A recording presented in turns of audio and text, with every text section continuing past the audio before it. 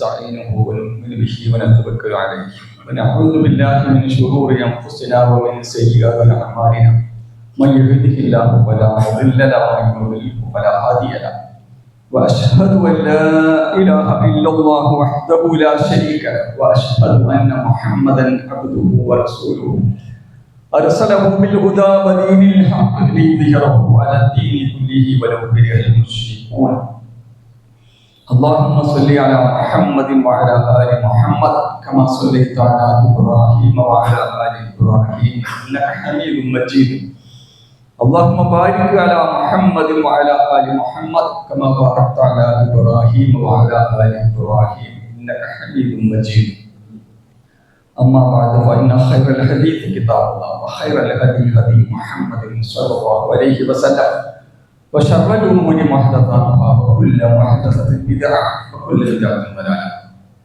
أيها الناس أوصيكم وإياي بتقوى الله يا أيها الذين آمنوا اتقوا الله حق تقاته ولا تموتن إلا وأنتم مسلمون أعوذ بالله من الشيطان الرجيم بسم الله الرحمن الرحيم لقد جاءكم رسول من أنفسكم عزيز عليه ما عنتم حريص عليكم بالمؤمنين رؤوف رحيم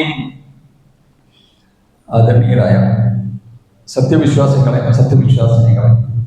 അല്ലാഹു സുബ്ഹാനഹു വ തആലയുടെ നിയമ നിർദ്ദേശങ്ങൾ വിധിവിലക്കുകൾ ജീവിതത്തിന്റെ രഹസ്യവും പരസ്യവുമായ എല്ലാ മേഖലകളിലും കഴിവിന്റെ പരമാവധി കാത്തു സൂക്ഷിക്കണമെന്ന് ആദ്യമായി എന്നോടെന്ന പോലെ നിങ്ങൾ ഓരോരുത്തരും ഉപദേശിക്കുന്നു, വസിയത്ത് ചെയ്യുന്നു.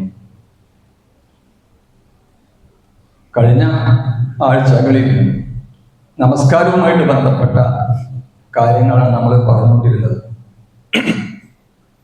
അപ്പൊ ആ വിഷയം നമ്മൾ തൽക്കാലം ഇൻഷാ അല്ലാഹ് ഇവിടെ അവസാനിപ്പിക്കണം. നിർത്തിവെച്ചിട്ട് മറ്റൊരു വിഷയത്തെ കുറിച്ച് പറയാനാണ് ഉദ്ദേശിക്കുന്നത്. നമസ്കാരത്തിന്റെ തന്നെ റിസൾട്ടായിട്ട്, അതിന്റെ അനന്തരഫലമായിട്ട്, അല്ലെ നമസ്കാരക്കാരിൽ ഉണ്ടാകേണ്ട ഗുണങ്ങളായിട്ട് അല്ലാഹു പരിശുദ്ധ ഖുർആനിലൂടെ പല ആയത്തുകളിൽ വിശദീകരിച്ചൊരു കാര്യമാണ് ജനങ്ങൾക്ക് ഉപകാരം ചെയ്യുക, പരോപകാര പ്രവർത്തനങ്ങൾ നടത്തുക, ജനസേവന പ്രവർത്തനങ്ങൾ നടത്തുക തുടങ്ങിയിട്ടുള്ള കാര്യങ്ങൾ. ഒരു നല്ല കൊടുങ്കാറ്റ് കഴിഞ്ഞ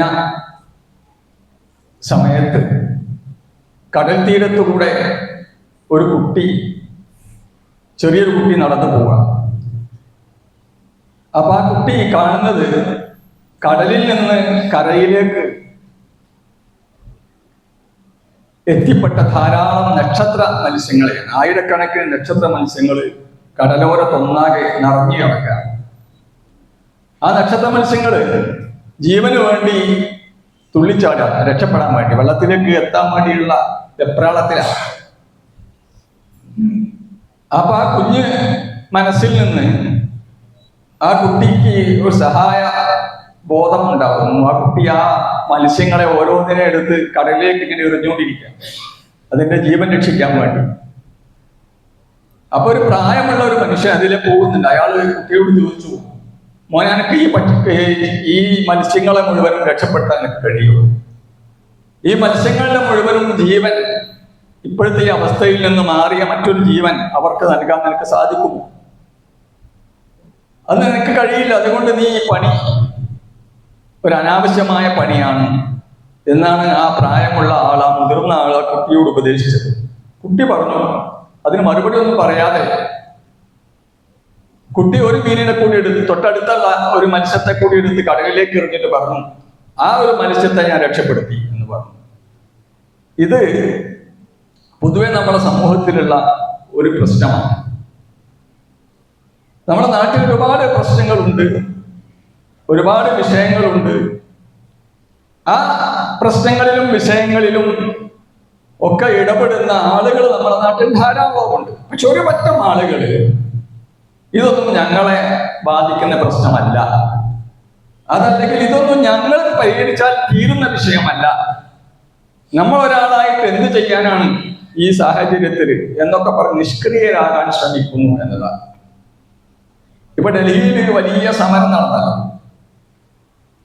ആ സമരത്തിന് നേതൃത്വം കൊടുക്കുന്ന മനുഷ്യർക്ക്, കുട്ടികൾക്കുള്ളതല്ല അവരുടെ സമരത്തിന്റെ മുദ്രാവാക്യങ്ങൾ. അവർ ഉയർത്തിയ മുദ്രാവാക്യങ്ങൾ അവർക്ക് വേണ്ടിയുള്ളതല്ലല്ലോ. അവനവന്റെ കോഴ്സിന് വേണ്ടിയോ അവനവന്റെ ഭാവിക്ക് വേണ്ടിയോ അതല്ലെങ്കിൽ അവർ എഴുതിയ ഒരു പരീക്ഷയിൽ അവർക്കുണ്ടായ പ്രശ്നങ്ങളോ അല്ല അവർ ഉയർത്തിപ്പിടിക്കുന്ന മുദ്രാവാക്യം എന്ന് പറഞ്ഞാൽ. അത് ഈ വിദ്യാർത്ഥി സമൂഹത്തിന് മൊത്തത്തിലുള്ളതാണ്. ആ പരീക്ഷ എഴുതിയ 22 ലക്ഷത്തോളം കുട്ടികളെ മനസ്സിൽ കണ്ടുകൊണ്ട് ആ കുട്ടികൾക്ക് വേണ്ടി, വരാനിരിക്കുന്ന കുട്ടികൾക്ക് വേണ്ടി, ഭാവിയിൽ പരീക്ഷ എഴുതാൻ പോകുന്ന കുട്ടികൾക്ക് വേണ്ടിയുള്ള ഒരു സമരം. നമുക്ക് തോന്നും, എന്തിനാണ് ഇവരുടെ ഈ സമയം ചെലവഴിച്ച്, മാസങ്ങളും ചെലവഴിച്ച് എന്തിനാണ് ഇവർ സമരം നടത്തുന്നത്? ഇവർക്കൊക്കെ അവരുടേതായ ജോലികൾ നോക്കി പോയാൽ പോരെ, അവനവന്റെ ഭാവിയെ കുറിച്ച് ചിന്തിച്ചാൽ പോരെ എന്ന് നമ്മളൊക്കെ ചിലപ്പോൾ ചിന്തിച്ചിട്ടുണ്ടാവാം, അല്ല ആരെങ്കിലും ഒക്കെ അങ്ങനെ ചിന്തിക്കുന്നുണ്ടാവാം. നമ്മുടെ നാട്ടില് രോഗം കാരണം വളരെ പ്രയാസപ്പെട്ട് ഒന്ന് എഴുന്നേൽക്കാൻ പോലും കഴിയാത്ത ധാരാളം ആളുകൾ വീടുകളിലുണ്ട്. ഒരുപക്ഷെ അവർ സമൂഹത്തിൽ വലിയ വലിയ കാര്യങ്ങൾ ചെയ്തവരാകാം, നന്മകൾ ചെയ്തവരാകാം. ഇനി അതല്ലെങ്കിൽ സമൂഹത്തിന് വേണ്ടി പ്രത്യേകിച്ചൊന്നും അവർ ചെയ്തിട്ടില്ല എന്ന് തന്നെ വിചാരിക്കുക. ഇപ്പോ അവര് നമ്മുടെ സഹായം ആവശ്യമുള്ളവരാണ്. അവർക്കൊന്ന് എഴുന്നേറ്റിരിക്കാൻ ആഗ്രഹമുണ്ട്, പക്ഷെ ഒന്ന് പൊക്കിക്കൊടുക്കാൻ, ശരീരം ഒന്ന് പൊക്കിക്കൊടുക്കാൻ ഒരാളെ അവരിങ്ങനെ തെരഞ്ഞുകൊണ്ടിരിക്കുക. നമ്മളൊരു പക്ഷെ അവരുടെ അയൽവാസികളാകാം, ബന്ധുക്കളാകാം, കുടുംബക്കാരാകാം, സുഹൃത്തുക്കളാകാം. നമ്മൾ പറയുന്നത് അതൊക്കെ അവരുടെ വീട്ടുകാർ നോക്കേണ്ട കാര്യമല്ലേ? അവരുടെ വീട്ടുകാർ അതിനൊന്നും തയ്യാറില്ലെങ്കിൽ നമ്മളെന്തിനു പ്രയാസപ്പെടണം? അത് അവരുടെ കാര്യമല്ലേ, അവരുടെ വീട്ടിലെ പ്രശ്നമല്ലേ, എന്തിനു പരിഹരിക്കണം എന്ന് നമ്മൾ ചിന്തിച്ചേക്കാം. അതുപോലെ വേറെ ചില വീടുകളിലെ കുടുംബ പ്രശ്നങ്ങൾ, ഭാര്യ ഭർത്താക്കന്മാർ തമ്മിൽ നിരന്തരമായ കലഹങ്ങൾ ഉണ്ടാക്കുന്നു. അതിനുവേണ്ടി വർഷങ്ങൾ നീണ്ട കോടതി വ്യവഹാരങ്ങൾ നടത്തുന്നു. ലക്ഷക്കണക്കിന് രൂപ അതിനു വേണ്ടി അവർ ചെലവഴിക്കുന്നു. ഈ കാലം അത്രയും അവരുടെ കുട്ടികള് വാപ്പയുടെയും ഉമ്മയുടെയും സ്നേഹം കിട്ടാതെ വലയുന്നു.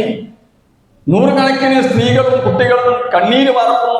നമ്മൾ പറയും അതുപോലെ കുടുംബക്കാരിയല്ലേ, അതിലൊക്കെ ഇപ്പൊ നമ്മളെന്തിന് ഇടപെടണം? ഇങ്ങനെ ജീവിതവുമായി ബന്ധപ്പെട്ട നമ്മുടെ സമൂഹത്തിലെ വിവിധ പ്രശ്നങ്ങളിൽ ഒരു നിസ്സംഗഭാവം നടിക്കുന്ന ആളുകളെ നമുക്ക് കാണാം. എന്നാൽ അതൊന്നല്ലാതെ അതിൻ്റെതായ കാര്യങ്ങൾ നിർവഹിക്കുന്നവരെയും നമുക്ക് സമൂഹത്തിൽ കാണാം. ആരുടെ മാതൃകയാണ് യഥാർത്ഥത്തിൽ ഇസ്ലാമുമായി യോജിക്കുന്നത് എന്ന് നമ്മൾ പരിശോധിക്കണം. പ്രവാചകന്മാര് എന്തിന്റെ പേരിലാണ് ഇന്നും ലോകത്ത് നിരന്തരമായി അവരുടെ പേരുകൾ പറഞ്ഞുകൊണ്ടിരിക്കുന്നത്? നിരന്തരമായ ആളുകൾ ഓർമ്മിച്ചുകൊണ്ടിരിക്കുന്നത് എന്തിന്റെ പേരിലാണ്? പ്രവാചകന്മാരാരും അവർക്ക് വേണ്ടി, അവരുടെ സ്വന്തം ആവശ്യത്തിന് വേണ്ടി അല്ല ഈ സമൂഹത്തിൽ പ്രവർത്തിച്ചിട്ടുള്ളത്.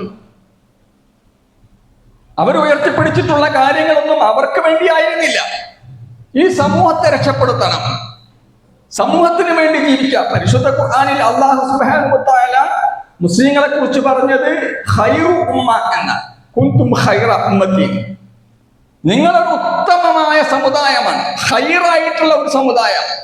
എന്താ നിങ്ങളെ പ്രത്യേകത? മാതാപിതാക്കള് ഉയർന്ന തറവാട്ടിൽ ജനിച്ചവരായതുകൊണ്ടല്ല, അതല്ലെങ്കിൽ ധാരാളം സ്വത്ത് നിങ്ങളുടെ അക്കൗണ്ടിൽ ഉണ്ടായത് കൊണ്ടല്ല, ധാരാളം സമ്പത്ത് നിങ്ങളുടെ ബാങ്ക് അക്കൗണ്ടിൽ ഉണ്ടായത് കൊണ്ടല്ല, അതല്ലെങ്കിൽ ഏതെങ്കിലും ഉയർന്ന തരം ജോലി നിങ്ങൾ സ്വീകരിച്ച് ആ ജോലി വ്യാപൃതമായതുകൊണ്ടുമല്ല. പിന്നെന്താ?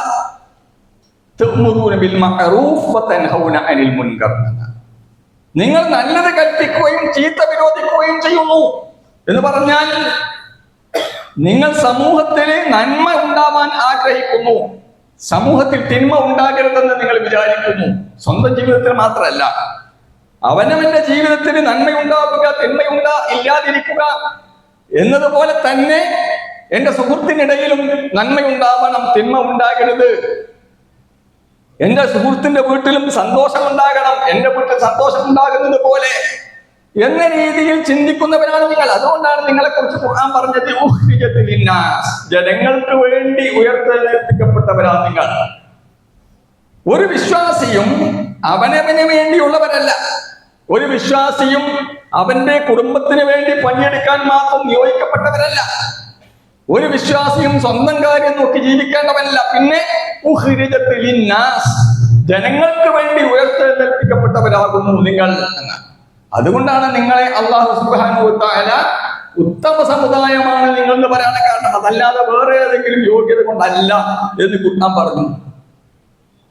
റസൂലുള്ളാഹി സ്വല്ലല്ലാഹു അലൈഹി വസല്ലമയെ കുറിച്ച് അല്ലാഹു പറഞ്ഞു, ലഖദ് ജാഅകും റസൂലും മിൻ അൻഫുസികും, നിങ്ങളിൽ നിന്ന് തന്നെ ഇതാ നിങ്ങൾക്ക് ഒരു പ്രവാചകൻ, ഒരു തിരുദൂതൻ വന്നിരിക്കുന്നു. നിങ്ങളിൽ നിന്ന് തന്നെ നിങ്ങൾക്കൊരു നബി, ഒരു പ്രവാചകൻ വന്നിരിക്കുന്നു. എന്താണ് ആ പ്രവാചകന്റെ പ്രത്യേകത? അസീസുൻ അലൈഹി മാ അനിത്തും.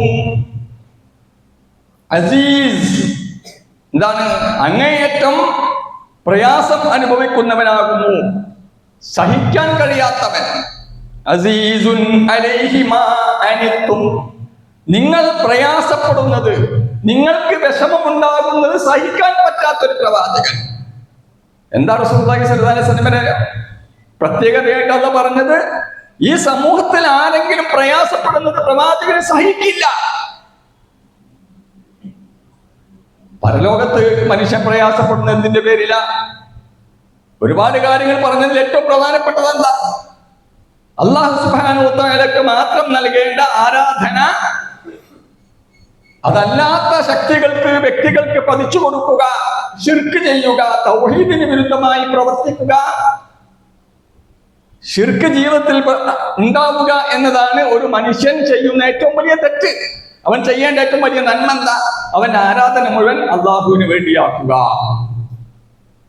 ഞാൻ കേട്ട ഒരു വീഡിയോയിൽ കേട്ടു, അതിൽ പച്ചയിൽ പറയാ, വളരെ മലയാളത്തിൽ ഏതാൾക്കും മനസ്സിലാവുന്ന രീതിയിൽ പച്ച മലയാളത്തിൽ പറയാണ്, ഒരു വ്യക്തിയെ അടുത്ത കാലത്ത് വല്ലാത്തൊന്നും കാലമാകാതെ മരിച്ചുപോയ ഒരു മനുഷ്യൻ, അയാളെ കുറിച്ച് പറയുന്നത്, അയാളുടെ പേര് പറഞ്ഞ് അയാൾ തന്നെ പടച്ചോനാണ് എന്ന് പറയാൻ ഞങ്ങൾക്കൊരു പേടിയില്ല. ഒരു വ്യക്തിയുടെ പേര് പറഞ്ഞിട്ട് പറയാണ്, ഒരു വലിയ പണ്ഡിത വേഷധാരി പറയാ, അയാൾ ദൈവമാണ്, അയാൾ അള്ളയാണ്, അയാൾ തന്നെയാണ് പടച്ചോൻ എന്ന് പറയാൻ ഞങ്ങൾക്കൊരു പേടിയില്ല.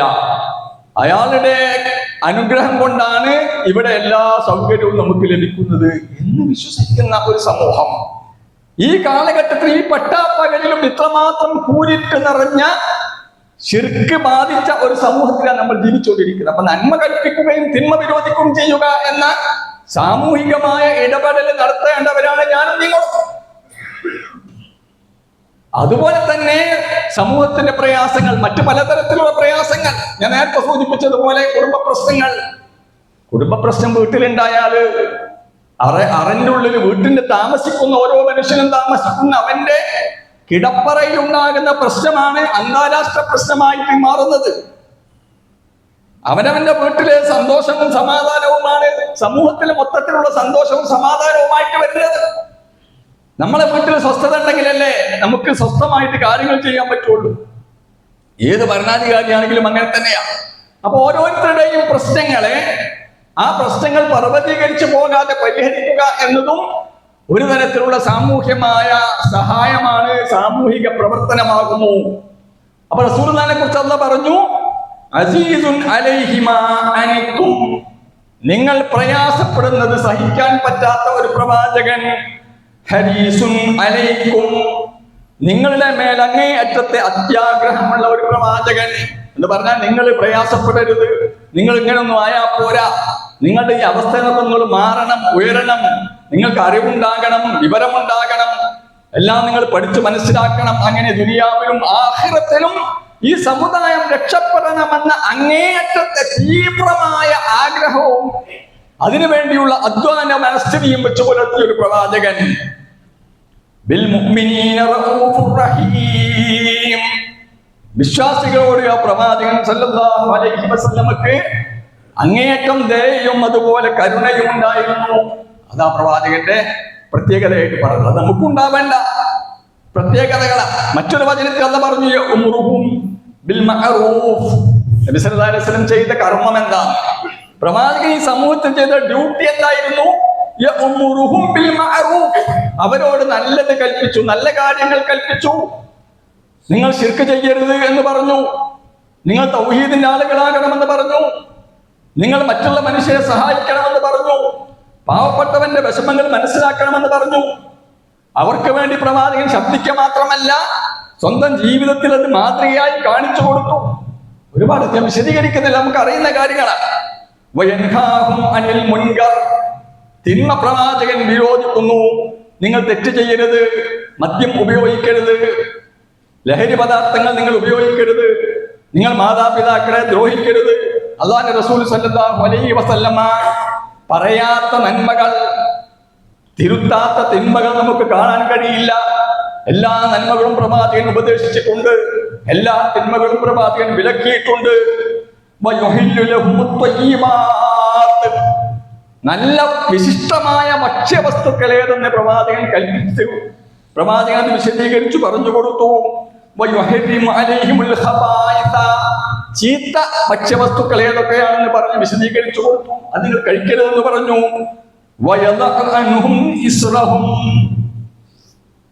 നിങ്ങളൊക്കെ വഹിച്ചുകൊണ്ടിരുന്ന ഭാരം, പ്രയാസത്തിൻ്റെതായ കഷ്ടപ്പാടുകളുടേതായ ഭാരം പ്രവാചകൻ ഇറക്കി വെച്ചു. നിങ്ങൾ ബാധിച്ചിരുന്ന, നിങ്ങളെ ബാധിച്ചിരുന്ന കുടുക്കുകളിൽ നിന്ന് അള്ളാന്റെ പ്രവാചകൻ നിങ്ങളെ മുക്തനാക്കി. അപ്പൊ എന്തൊക്കെ പ്രവാചകൻ ചെയ്തത്? ഈ സമൂഹത്തിൽ ചെയ്യേണ്ട കർമ്മങ്ങളാണ് സഹോദരന്മാരെ, സഹോദരികളെ. ഖൈറുമ്മത്തിൽപ്പെട്ട ഞാനും നിങ്ങളും ചെയ്യേണ്ട കർമ്മങ്ങളാണ് ഇവിടെ എണ്ണി എണ്ണി പറയുന്നത്. ആരാ നിങ്ങൾക്ക് മാതൃക എന്ന് ചോദിച്ചാൽ, ആരാണ് നമുക്കതിന് മാതൃക എന്ന് ചോദിച്ചാൽ ഉത്തരം ഹബീബായ റസൂലുള്ളാഹി സ്വല്ലല്ലാഹു അലൈഹി വസല്ലം. അല്ലാഹുവിന്റെ റസൂൽ സ്വല്ലല്ലാഹു അലൈഹി വസല്ലം സമൂഹത്തിൽ ഇടപെട്ട് പ്രവർത്തിച്ചിട്ടുണ്ട്. പ്രവാചകനാകുന്നതിന് മുമ്പും അങ്ങനെ തന്നെ. അതുകൊണ്ടാണല്ലോ ഖദീജ റളിയല്ലാഹു അൻഹ വഹി കിട്ടി പ്രവാചകൻ ബേജാറോടുകൂടി വീട്ടിലേക്ക് വന്ന് എനിക്ക് എന്നെ പുതപ്പിട്ട് മൂടണമെന്ന് ഖദീജ ബീവിയോട് പറഞ്ഞപ്പോ ഖദീജ റളിയല്ലാഹു അൻഹ പറയുന്നത്, നിങ്ങൾ പേടിക്കൊന്നും വേണ്ട, നിങ്ങൾ നാട്ടിൽ ചെയ്യുന്ന സേവനങ്ങൾ എത്രയാ, നിങ്ങൾ ചെയ്യുന്ന സേവന പ്രവർത്തനങ്ങൾ എത്രയോ ആണല്ലോ. അതുകൊണ്ട് അള്ളാഹുവിന്റെ അടിമകളെ സഹായിക്കുന്ന നിങ്ങളെ അള്ളാഹു ഒരിക്കലും പ്രയാസപ്പെടുത്തൂല. അതുകൊണ്ട് നിങ്ങൾക്ക് പേടിക്ക് വേണ്ട. അപ്പോ റസൂലുള്ളാഹി സ്വല്ലല്ലാഹു അലൈഹി വസല്ലം നമുക്ക് മാതൃകയായി കാണിച്ചു തന്നത്, പ്രവാചകന്റെ ജീവിതത്തിൽ ഉടനീളം നമ്മൾ പരിശോധിക്കുമ്പോൾ ആളുകളെ സഹായിക്കുക, ദുർബലരെ സഹായിക്കുക, ആവശ്യക്കാരുടെ ആവശ്യങ്ങൾ കണ്ടറിഞ്ഞ് സഹായിക്കുക എന്നത് നബി സല്ലല്ലാഹു അലൈഹി വസല്ലമിന്റെ ജീവിത രീതിയായിരുന്നു. അത് ഞാനും നിങ്ങളും പിന്തുടരണം. നിങ്ങൾ ആലോചിച്ച് നോക്കി, മൂസാ നബി അലൈഹി സ്വലാം, മൂസാ നബി അലൈഹി സ്വലാമിന്റെ ജീവിതത്തിൽ അത്ഭുതകരമായ ഒരു സംഭവം നമുക്ക് കാണാം. മൂസാ നബി അലൈഹി സ്വലാം ഈജിപ്തിൽ നിന്ന് ഓടി രക്ഷപ്പെടുക. ഒരു പ്രത്യേകമായ സാഹചര്യം വന്നപ്പോ മൂസാ നബിന്റെ സുഹൃത്തുക്കൾ വന്ന് പറഞ്ഞു, മൂസാ പെട്ടെന്ന് രക്ഷപ്പെടണം, രാജാവ് നിനക്കെതിരെ, രാജാവിന്റെ ആളുകൾ നിനക്കെതിരെ ഗൂഢാലോചന നടത്തുന്നുണ്ട്, നിന്റെ ഭാവി പ്രയാസകരമാണ് ഈ നാട്ടിൽ, അതുകൊണ്ട് ഉടനെ രക്ഷപ്പെട്ടോണം ഇവിടുന്ന്. മൂസാ നബി അലൈഹി സ്വലാം അവിടുന്ന് ഓടുക. ആ ഒരു സാഹചര്യത്തിൽ ഓടുമ്പോ അവരുടെ കയ്യിൽ എന്താ ഉണ്ടാകുക? ഒന്നും ഉണ്ടാവില്ല. ശൂന്യമായ കൈകളുമായി, ധരിച്ച വസ്ത്രം പ്രത്യേകിച്ചൊന്നും സൂക്ഷിച്ചു വെക്കാനോ പിന്നെ സംഘടിപ്പിക്കാനോ സമയമില്ലല്ലോ. പെട്ടെന്ന് മൂസാ നബി അലൈഹി സ്വലാം അവിടുന്ന് നാട് വിടുക, മദിയനിലേക്ക്. ഏറെക്കുറെ ഒരാഴ്ച ദൂരം, ഒരാഴ്ചത്തെ യാത്രയുണ്ട് ഈജിപ്തിൽ നിന്ന് മദിയനിലേക്ക്. സുദീർഘമായ യാത്ര, ഒളിച്ചോടി പോവുക, രക്ഷപ്പെടാൻ വേണ്ടിയുള്ള ഓട്ടമാണ്. കുടുംബക്കാരോ കൂട്ടുകാരോ ഒന്നും കൂടെയില്ല, ബന്ധുക്കളില്ല, ഭക്ഷണം കഴിക്കാനുള്ള സൗകര്യങ്ങളില്ല. അപ്പൊ നിസ്സഹായമായ അവസ്ഥയിൽ അവനവന്റെ ജീവിതം തന്നെ, അവനവന്റെ ജീവന് വേണ്ടി ജീവൻ തന്നെ സുരക്ഷിതത്വമല്ലാത്ത ഒരു സാഹചര്യത്തിലാണ് മൂസാ നബി അലൈഹി സ്വലാം മദീനയിലെത്തുന്നത്. മദീനയെത്തിയപ്പോൾ മൂസാ നബി കാണുന്ന ഒരു കാഴ്ച എന്താണെന്നറിയോ? അവിടെ ആ യാത്രക്കിടയിൽ അദ്ദേഹം കാണുന്നത് ആടിന് വെള്ളം കൊടുക്കുന്ന കുറെ ആട്ടിടയന്മാരെയാണ്. ആടിന് വെള്ളം കൊടുക്കുന്ന ആട്ടിടയന്മാർക്ക് അതൊക്കെ നിങ്ങൾക്കറിയാം. പക്ഷെ അതിന്റെ നമ്മൾ ശ്രദ്ധിക്കാതെ പോയൊരു ഭാഗം, ഒരുപക്ഷെ നമ്മുടെ മനസ്സിക്ക് വരാത്തൊരു ഭാഗം മാത്രം ഞാൻ ചൂണ്ടിക്കാണിക്കുക.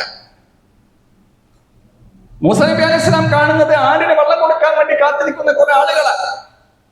അതിൽ രണ്ട് പെൺകുട്ടികൾ മാറി നിൽക്കുന്നു, ദൂരേക്ക് മാറി നിൽക്കുന്നു. അവരുടെ ആട് വെള്ളത്തിന് വേണ്ടി കിണറിന്റെ അടുത്തേക്ക് പോകുമ്പോൾ അവർ ആടിനെ തടഞ്ഞു വെക്കുക. അവിടെയാണ് നമ്മൾ ആലോചിക്കേണ്ടത്. മൂസാ നബി, നമ്മളാണ് മൂസാ നബി അലൈഹി സ്വലാമിന്റെ സ്ഥാനത്തേക്ക് നമ്മൾ എന്താ പറയാ, ഞാൻ തന്നെ പ്രയാസപ്പെട്ടിട്ട് എന്നെ തന്നെ രാജാവ് ആൾക്കാരൊക്കെ പിടിക്കുന്നു വിചാരിച്ചിട്ട് രാജാവ് നിൽക്കുക, ഞാൻ തന്നെ ഒരു ഗ്ലാസ് വെള്ളം കിട്ടാതെ പ്രയാസപ്പെടുക, ഞാൻ എന്തിനെ ഇടപെടണം? മദീന എന്നത് എന്റെ നാടൊന്നല്ല, എനിക്ക് പരിചയമുള്ളവരാരൊന്നല്ലല്ലോ, ഏതോ രണ്ട് പെൺകുട്ടികൾ അവിടെ നിൽക്കുന്നു, എനിക്കെന്ത് കാര്യം? അങ്ങനെയല്ലേ ചിന്തിക്കേണ്ടത്. നമ്മളൊക്കെ അങ്ങനെ ആയിരിക്കല്ലോ ഒരു പക്ഷെ ചിന്തിക്കാം. മൂസാ നബി അലൈഹിസ്സലാം ആ പെൺകുട്ടികൾ അടുത്തേക്ക് ചെല്ലുക, എന്നിട്ട് ചോദിക്കുന്നു, എന്താ നിങ്ങളെ വിശേഷം, നിങ്ങളെ പ്രശ്നം എന്താ, നിങ്ങളെന്താ ഇങ്ങനെ മാറി നിൽക്കുന്നത്? മുമ്പിലേക്ക് വന്ന ആട്ടിടയന്മാരൊക്കെ അവരുടെ ആടിന് വെള്ളം കൊടുക്കുമ്പോൾ നിങ്ങൾ എന്തിനാ മാറി നിൽക്കുന്നത്? കാലത്താ അപ്പൊ അവര് പറയാ,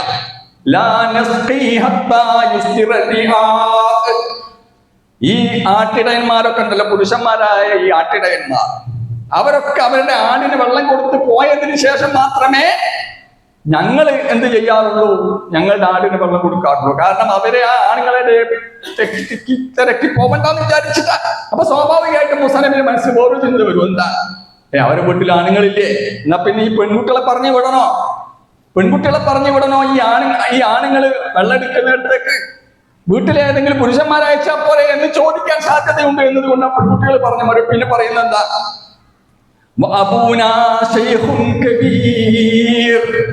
വീട്ടിലാണെങ്കിൽ ഒരു ആൺതരിയില്ല, പിന്നുള്ളത് വളരെ പ്രായമുള്ള ഞങ്ങളുടെ ഉപ്പ മാത്രമാണ്. ഉപ്പക്കാണെങ്കിൽ ഇവിടെ വന്ന് ആടിന് വെള്ളം കൊടുക്കാനുള്ള ആരോഗ്യമില്ല. അപ്പൊ നിസ്സഹായ അവസ്ഥയാ. അല്ലെ, അതെപ്പോഴാ അറിയാ? അത് ചോദിക്കുമ്പോഴേ അറിയുള്ളൂ. നമ്മളെ വീട്ടിന് മുമ്പ് കൂടി ചിരിച്ചു പോകുന്ന കുറെ ആൾക്കാരുണ്ടാവും. നമ്മൾ വിചാരിക്കുന്നത്, ഞാൻ രാവിലെ ചായ കുടിച്ച് പുറത്തേക്ക് ഇറങ്ങുമ്പോൾ ഞാൻ വിചാരിക്കുന്നത് എന്റെ വീടിന്റെ മുമ്പ് കൂടെ ഉള്ള റോഡിലൂടെ പോകുന്ന എല്ലാവരും ചായ കുടിച്ചിട്ട് തന്നെ പോകുന്നതെന്നാ. കാരണം എന്താ, എന്റെ വയറ് നിറഞ്ഞിട്ടുണ്ട്. അപ്പൊ എന്റെ ധാരണ പോലെ മറ്റവരൊക്കെ വയറ് നിറഞ്ഞിട്ടുണ്ട്. ഞാൻ എന്റെ രോഗം, എന്റെ വീട്ടിലൊരാളുടെ രോഗവുമായി ആശുപത്രിയിൽ ചെല്ലുമ്പോ ഞാൻ വിചാരിക്കുന്നത് എന്റെ കയ്യിൽ കാശുള്ളത് പോലെ ബാക്കിയുള്ള ആൾക്കാരൊക്കെ കാശുമായിട്ട് തന്നെ ആയിരിക്കും വന്നിട്ടുണ്ടാകുക എന്നാ. നമ്മൾ ഒരിക്കലും പ്രശ്നങ്ങൾ നമ്മൾ കാണുന്നില്ല, അല്ലെങ്കിൽ പ്രശ്നങ്ങൾ കാണാൻ നമ്മൾ പരിശ്രമിക്കുന്നില്ല. അപ്പൊ മൂസാ നബി അലൈഹി സ്വലാം ആ പെൺകുട്ടിയോട് ചോദിച്ചതുകൊണ്ടാണല്ലോ അവര് പറയണത് ഞങ്ങൾ സഹായിക്കാൻ വേറെ ആരുമില്ല. മൂസാ നബി എന്ത് ചെയ്തു?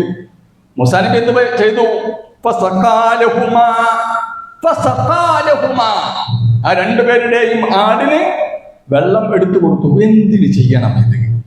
ആലോചിച്ച് നോക്കി നിങ്ങൾ, എന്തിനാ ഈ പണിയെടുക്കുന്നത്? ഈ കൊയ്യാണ്ടിയില് എന്തെങ്കിലും പ്രയാസപ്പെട്ട് ജീവിക്കുന്ന ആളുകൾ ഉണ്ടെങ്കിൽ എന്തിനാ നമ്മൾ അവരെ സഹായിക്കാൻ പോകണം? ചില ആൾക്കാർ പറയും, അള്ളാഹ് പോലെ അങ്ങനെ ആക്കാനാ വിചാരിച്ചത്. അള്ളാഹു സുബ്ഹാനഹു വ തആല തന്നെ അവർക്കൊന്നും കൊടുക്കണ്ടെന്ന് വിചാരിച്ചോണ്ടല്ലേ കൊടുക്കാത്തത്. പിന്നെ നമ്മൾ സഹായിക്കണത്. ചില ആൾക്കാർ പറയും, നമ്മൾ കൊടുത്താൽ പോലെ തികയോ, നമ്മളിപ്പോ 100-100 രൂപ കൊടുത്താൽ ഓലെ പ്രശ്നം തീരുമോ? ചിലര് പറയുക, ഇനിയിപ്പോ അവിടെ പോയിട്ട് നമ്മളെ സ്വന്തം കാര്യം നോക്കാൻ തന്നെ തിരക്കാം, പിന്നെ എന്തിനാ അത് പതക്കം മെനക്കെടുക്കും. പക്ഷെ മുസ്ലിം അങ്ങനെ പറയാൻ പാടില്ല. മൂസാ നബി അലൈഹി സ്വലാം ആ രണ്ടുപേർക്കും അവരുടെ ആടുകൾക്കൊക്കെ വെള്ളം കൊടുത്തു. എന്നിട്ട് മൂസാ നബി നടത്തിയൊരു പ്രാർത്ഥന ഉണ്ട്. അതെന്താണെന്നറിയോ? അത് നമ്മൾ ശ്രദ്ധിക്കേണ്ടതാ. നല്ല കൊടുംചൂടുള്ള സമയ, നല്ല വിശപ്പുണ്ട്, എന്തെങ്കിലുമൊക്കെ ഭക്ഷണം കിട്ടുന്ന ആഗ്രഹമുണ്ട്, ആ ചൂടിന് ഒരു ശമനം ആവശ്യമുണ്ട്, ആ ഒരാഴ്ചത്തെ ക്ഷീണമുണ്ടെന്ന് കിടന്നുറങ്ങാൻ ആഗ്രഹമുണ്ട്. പലതരം ആവശ്യങ്ങളുടെ കൂമ്പാരമായിട്ടാണ് മൂസാ നബി അലൈഹി സ്വലാം അവിടെ നിൽക്കുന്നത്. മൂസാ നബി അലൈഹി സ്വലാം അപ്പൊ അല്ലാഹുവിനോട് പറയാണ്, ഒരു തണലിലേക്ക് അദ്ദേഹം മാറി നിന്നു. എന്നിട്ട് പറയാണ്, റബ്ബി ഇന്നി ലിമാ അൻസൽത ഇലയ്യ മിൻ ഖൈരിൻ ഫഖീർ. എന്റെ റബ്ബേ, നീ എന്ത് രീതിയിലുള്ള സഹായം ചെയ്താലും ഞാൻ ഫക്കീറാണ്, എനിക്കതൊക്കെയും ആഗ്രഹമുണ്ട്, ആവശ്യമുണ്ട്. ഏത് തരത്തിലുള്ള സഹായം, ഏത് വഴിയാണെങ്കിലും ശരി, എന്നെ സഹായിക്കേണ്ട ഒരു ഘട്ടമാണ് അല്ലാഹ് ഇത്. എന്തെല്ലാം സഹായം എനിക്ക് ആവശ്യമുണ്ട്, പക്ഷേ എന്ത് കിട്ടിയാലും അതിനൊക്കെ ഞാൻ ഫക്കീറാകുന്ന. ഫക്കീറാകുക പറഞ്ഞാല് അതൊക്കെ അങ്ങേയറ്റം ആശ്രയമുള്ള, ആവശ്യമുള്ള ദരിദ്രനാണ്, പരമദരിദ്രനാണ് ഞാൻ അല്ലാഹ്. അപ്പൊ നോക്കിങ്ങള്, ഇതാണ് യഥാർത്ഥം നമ്മളൊക്കെ പറയുന്നതാ. ഇപ്പൊ ജുമ കഴിഞ്ഞാൽ പ്രാർത്ഥിക്കണം എന്താ? അള്ളാഹുവോട് നമ്മൾ പ്രാർത്ഥിക്കണം എന്താ? നമുക്ക് എന്തൊക്കെ പ്രശ്നങ്ങളാ. നല്ല വലിയ പണക്കാരായിരിക്കാം ഇരിക്കുന്നത്, പക്ഷെ അവര് പറയുന്നത് രോഗത്തെ കുറിച്ചാ. അള്ളാഹുവേ, ഒരു ഇത്രയേറെ പൈസ എനിക്കുണ്ട്, പക്ഷേ മധുരം എനിക്ക് കഴിക്കാൻ പറ്റൂല, മാംസം എനിക്ക് കഴിക്കാൻ പറ്റൂല, എനിക്ക് ആ ഭക്ഷണം പറ്റൂല, ഈ ഭക്ഷണം പറ്റില്ല, പൊരിച്ച ഭക്ഷണം പറ്റില്ല, ഇഷ്ടമുള്ളതൊന്നും പറ്റൂല, നാവിന് ടേസ്റ്റ് ഉള്ള ഒരു ഭക്ഷണം എനിക്ക് പറ്റൂല. അല്ലാഹ് എത്രയാ സ്വത്ത് നീ എനിക്ക് തന്നത്, പക്ഷേ ഒരു നേരം പോലും ആസ്വദിച്ച് ഭക്ഷണം കഴിക്കാൻ എനിക്ക് കഴിയുന്നില്ല. ഈ കാര്യത്തിൽ എന്നെ സഹായിക്കണേ അല്ലാഹ്. അത് പ്രാർത്ഥിക്കുന്ന ആൾക്കാരുണ്ട്. അല്ലാഹുവേ, എനിക്ക് സന്താനങ്ങളില്ല, എനിക്ക് മക്കളില്ല, 10-20 കൊല്ലമായി വിവാഹം കഴിഞ്ഞിട്ട് ഇന്നും എനിക്ക് മക്കളില്ല. എനിക്കൊരു കുഞ്ഞു കാല് കാണാനുള്ള ആഗ്രഹമുണ്ടല്ലാ, എനിക്കൊരു കുട്ടിനെ തരണേന്ന് ചോദിക്കുന്ന ആൾക്കാരുണ്ട്. അല്ലാഹുവേ, എൻ്റെ മക്കള് അവർ ഞാൻ പറഞ്ഞ വഴിക്കല്ല പോകുന്നത്, അവർ വല്ലാത്ത അവസ്ഥ പ്രയാസത്തിലേക്കാണ് പോയിക്കൊണ്ടിരിക്കുന്നത്, അവരെ നേരായ വഴിയിലേക്ക് നയിക്കണേ എന്ന് പ്രാർത്ഥിക്കുന്നവരുണ്ട്. അങ്ങനെ ജീവിതത്തിൽ നമ്മളെല്ലാം തികഞ്ഞവരാണെന്ന് കരുതുന്നവരും പലതും ആഗ്രഹിച്ചുകൊണ്ടിരിക്കുന്നു. അവരൊക്കെ ഫക്കീറുമാരാ. അല്ലാഹു സുബ്ഹാനഹു വ തആല അവനവനെ കുറിച്ച് കൂടുതൽ മനസ്സിലാക്കുവാനും അതോടൊപ്പം നാട്ടിലെ ഇത്തരം ആവശ്യങ്ങളോട് ഒരു വിശ്വാസി എന്ന നിലക്ക് ക്രിയാത്മകമായി ഇടപെടുക, അവരുടെ ആവശ്യങ്ങൾ കണ്ടറിഞ്ഞ് പ്രവർത്തിക്കാൻ ഒരു മനസ്ഥിതി അല്ലാഹു സുബ്ഹാനഹു വ തആല നമുക്ക് എല്ലാവർക്കും നൽകി അനുഗ്രഹിക്കുമാറാകട്ടെ.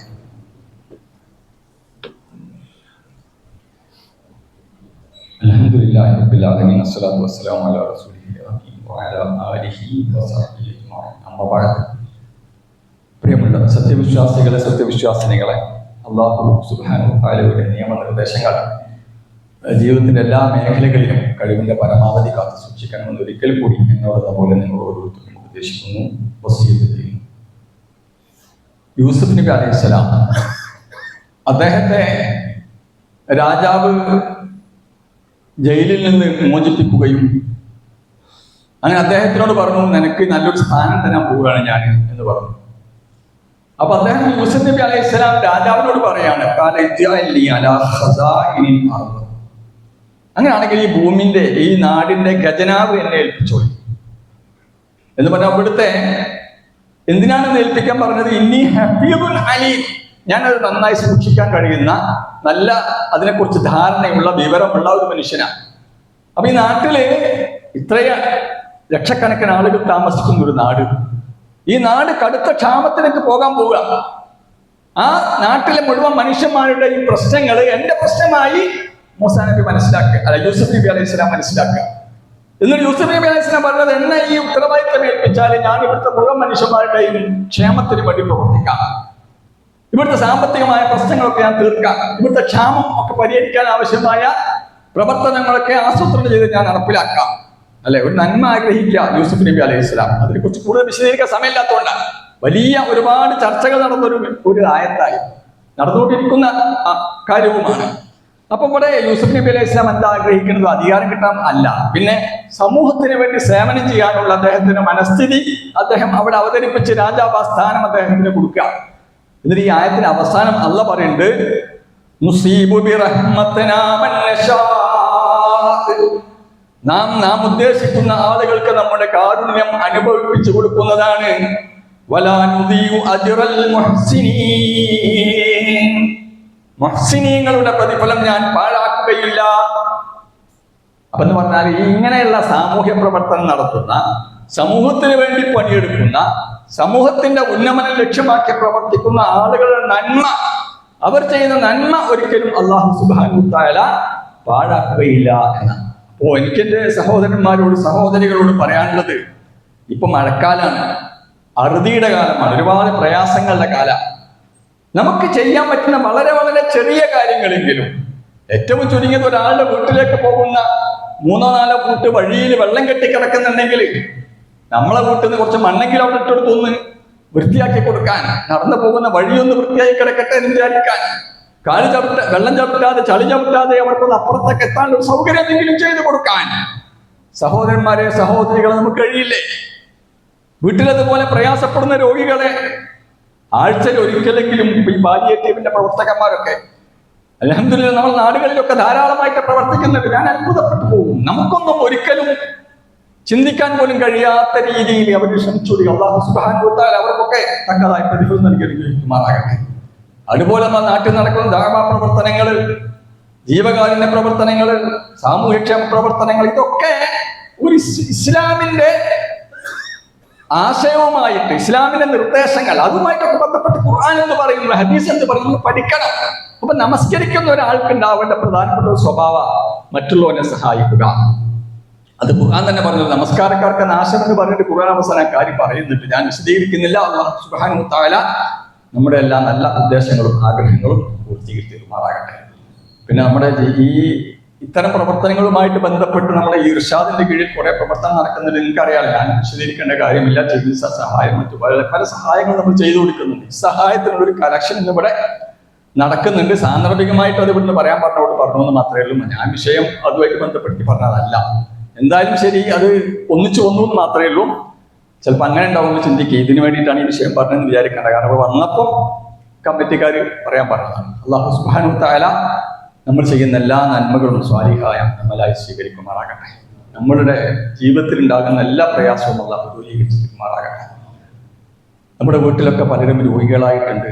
പല നമ്മുടെ നേതാക്കന്മാര്, പണ്ഡിതന്മാർ, സുഹൃത്തുക്കൾ, അയൽവാസികൾ, നമ്മുടെ ബന്ധുക്കൾ, കുടുംബക്കാർ പലരും പലതരത്തിലുള്ള പ്രയാസം അനുഭവിച്ചുകൊണ്ടിരിക്കുക. അല്ലാഹു സുബ്ഹാനഹു വ തആല അവരുടെയൊക്കെ രോഗം ശരിയാക്കി കൊടുക്കുമാറാകട്ടെ. നമ്മിൽ നിന്ന് മരണപ്പെട്ടു പോയിട്ടുള്ള എല്ലാവർക്കും അല്ലാഹു മഗ്ഫിറത്തും റഹ്മത്തും നൽകുമാറാകട്ടെ.